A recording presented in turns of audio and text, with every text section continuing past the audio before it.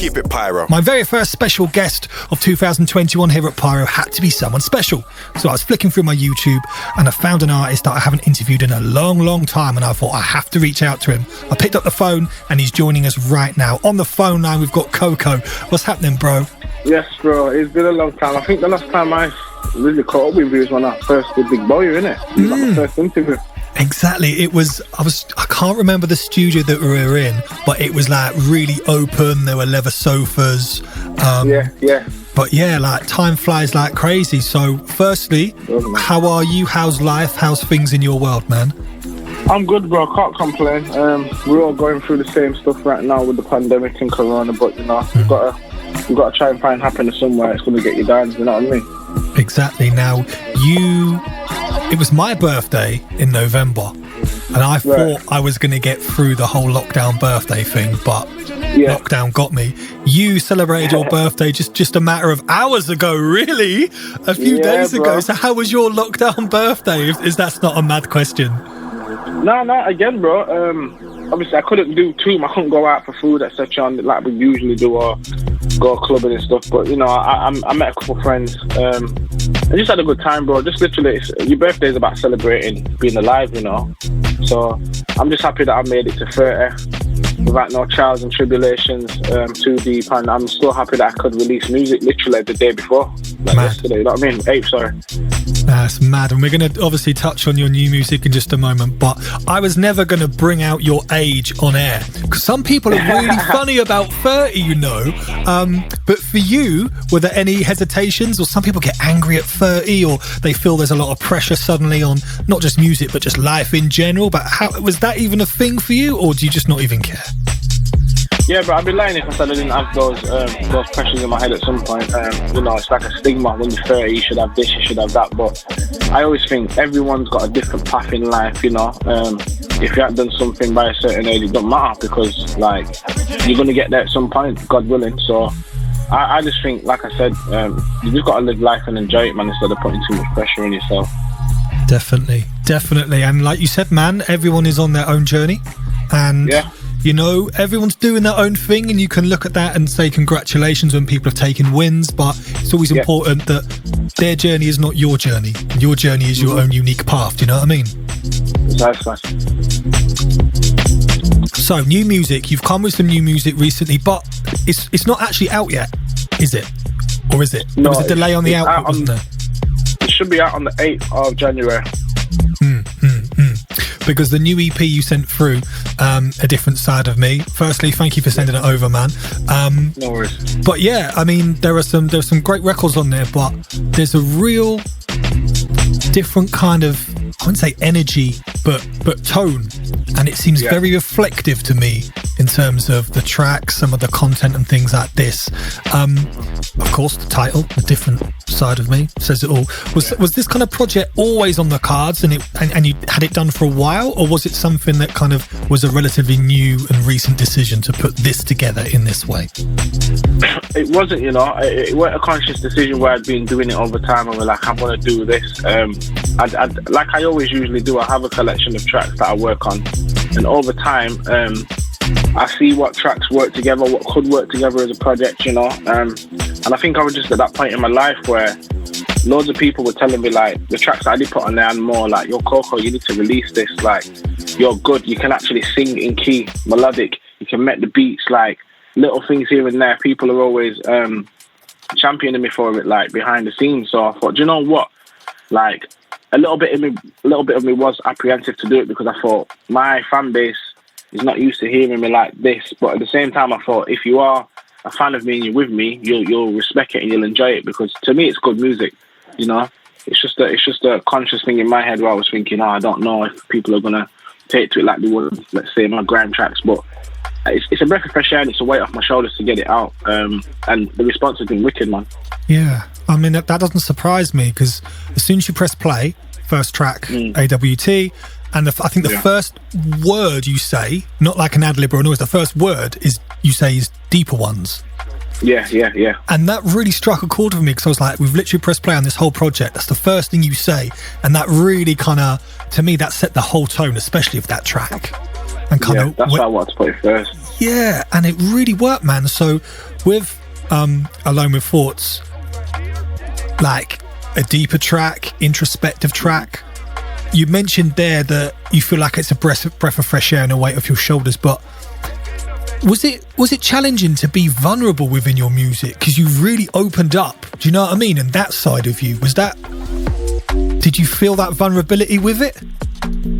Yeah, man, I would be lying if I said that I didn't, bro, because like, even though, because I had this conversation with my friend and I was at a point like a couple months ago where obviously we was in the pandemic and I was releasing my tracks, etc. ID, Silly With It, I Love It, but I was just like, I need to do something a bit different and I don't know what I need to do. And my friend was like, bro, you need to start telling people about your life, and you, like, we all know you can spit, but we want to know more about Leon, so to speak. That's my real name. We want to know about Leon. We want to know about COCO's real life. So I was like, do you know what? You're right. And sometimes it's hard for me to do that because, like, when you see people being vulnerable on the internet, sometimes they can get trolled for it or like it can backfire on them. I said, you know what? I've got nothing to hide. I'm an artist. I'm going to lay my whole life on it throughout the music because that's how I express myself, and I owe that to my supporters. So yeah, I was a bit nervous. Even when I was writing it, I'm like, do I say these things, do I not? And I was like, I think people will respect it, and some people might be able to relate even more so. Do you know what I mean? So yeah. I definitely think the relatability is there, and I think, you know, we started this interview talking about when we first connected all those years ago to now, and not only has the music game changed, but the world we live in as men has changed as well. Yeah. And I think in the past there was always a reluctance to either appear vulnerable or to be vulnerable or to air your concerns or worries or things that are negatively affected, especially if you're out there as a creative, you know? Like, people would see it as a negative. So for me, when you put out projects like this, I mean, you know, you mentioned ID, Silly With It, you know, Flavors, Cooking. You're always an artist who's very consistent with that output. And I love that. And I love also the fact that you're always someone who's versatile, because when you send me a track, I never quite know what to expect. You know what? And someone else said that to me as well, and I think that is, I'd say, one of my strong points, because I believe in being so original and being versatile, and just coming up through the game from early stages, seeing people like Skepta, Kin or Violet, and none of them sound like each other. Even though they're coming from the same angle, none of them sound like each other. And that for me told me, do you know what? Okay, so I have to be the best version of COCO.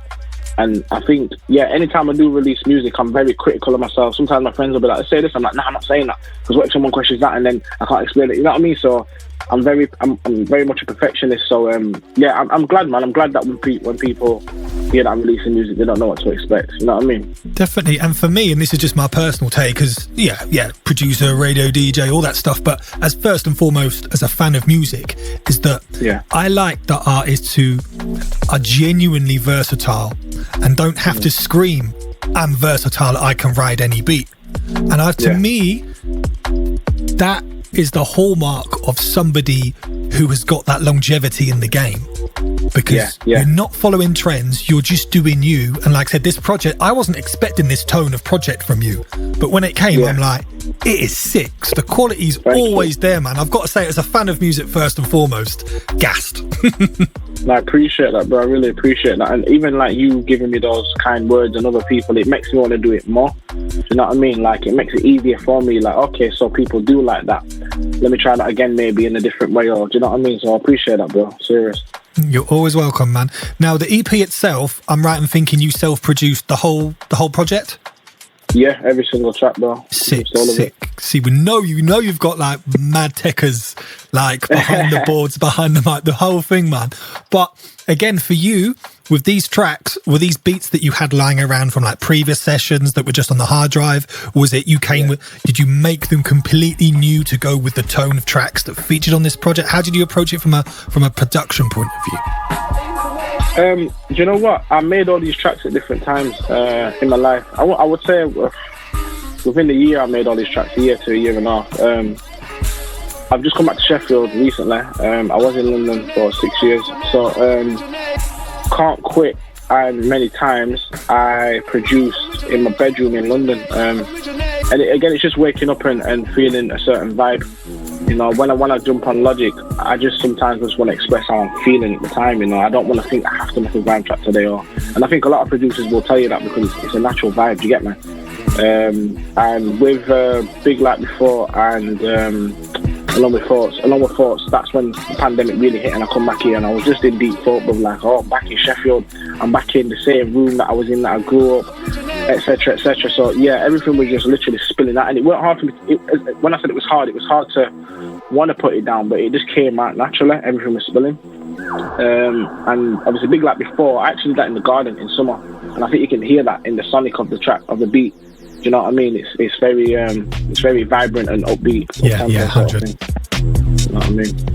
Yeah, definitely, man. And I think with a lot of artists that I've spoken to and interviewed over the last, well, almost 12 months now with lockdown, restrictions, all this stuff, some people are in a frame of mind where they just don't feel like they can write. Some people are like locking themselves in the room or the bedroom or the lab, whatever it is, and just writing relentlessly.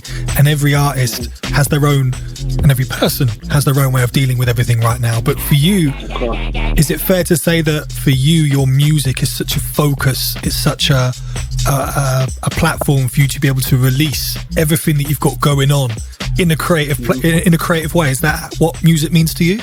1,000%, bro. Music is one of, to me anyway, one of the best forms of expression. I know not everyone's got the skill to do it, but I'm just so privileged to be able to do that, whether it be through lyrics or beats. And I have my days where I can't write, you know. I have my days where I think if it's not going to come out good, I'm going to leave it. If it don't come naturally, I'm not going to do it. But yeah, bro, I think if I didn't have music as an outlet, I don't know what I'd be doing, bro. Honestly, I don't know. I hear that, man. For me, I just find it so...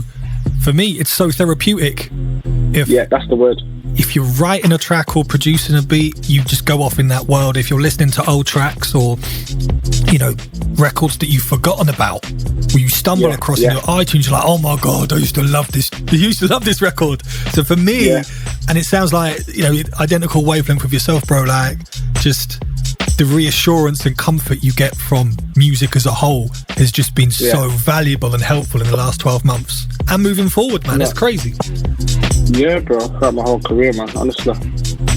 So you mentioned a few moments ago that you're now based back up in Sheffield. So yeah. For you, is there any kind of pressure repping, pushing your city, pushing your sound? Do you feel that pressure to be that standout guy and the go-to guy? Do you just rep your city and do your thing and that's it? How does that work for you?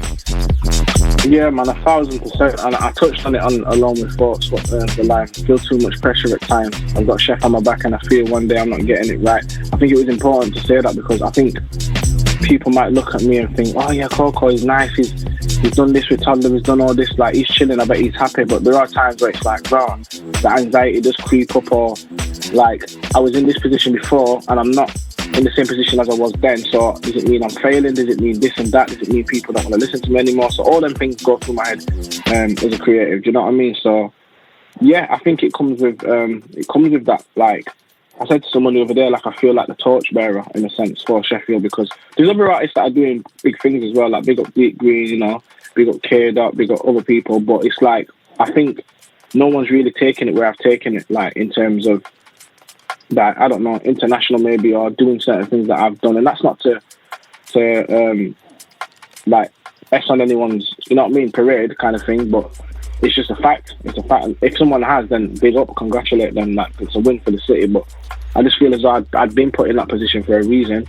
Big up Toddler T every single time. And you know, sometimes you're presented with opportunities and you've just got to maximise them and deal with it, you know? Yeah. And, you know, you touched on there the moments that you have when, you know, you're unsure or anxiety creeps in and all these things.